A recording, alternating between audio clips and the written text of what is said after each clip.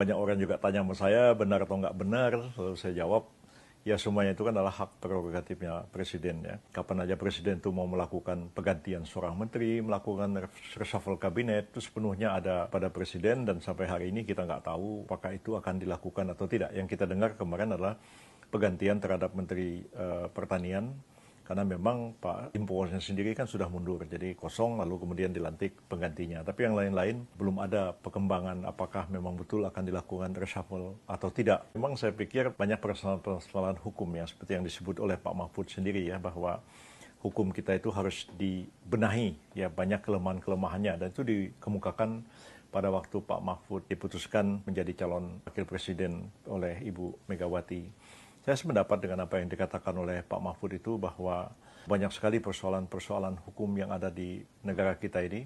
Walaupun kita tahu itu tugas Pak Mahfud sebenarnya untuk menyelesaikan persoalan ini, tapi sampai beliau disepakati menjadi calon wakil presiden, toh masalah-masalah itu belum terselesaikan.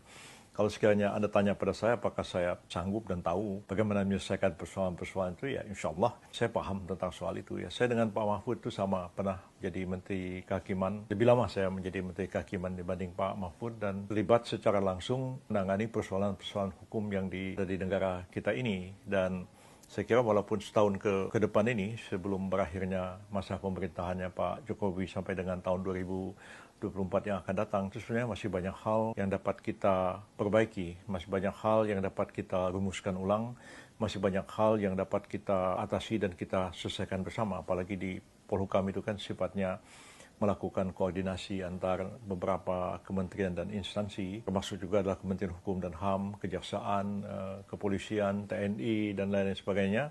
Yang saya kira itu mengkoordinasikan baik pembangunan norma hukumnya maupun juga pelaksanaannya di lapangan. Sehingga 1 tahun ke depan ini mudah-mudahan itu dapat diselesaikan sehingga memberikan satu kontribusi yang penting bagi masa kepresidenannya Pak Jokowi ya, sehingga beliau itu betul-betul mengakhiri masa jabatannya itu dengan husnul khotimah dengan akhir yang baik ya. Saya kira waktu 1 tahun itu tidak bisa kita anggap enteng juga, karena dalam 1 tahun itu banyak sekali yang dapat dikerjakan.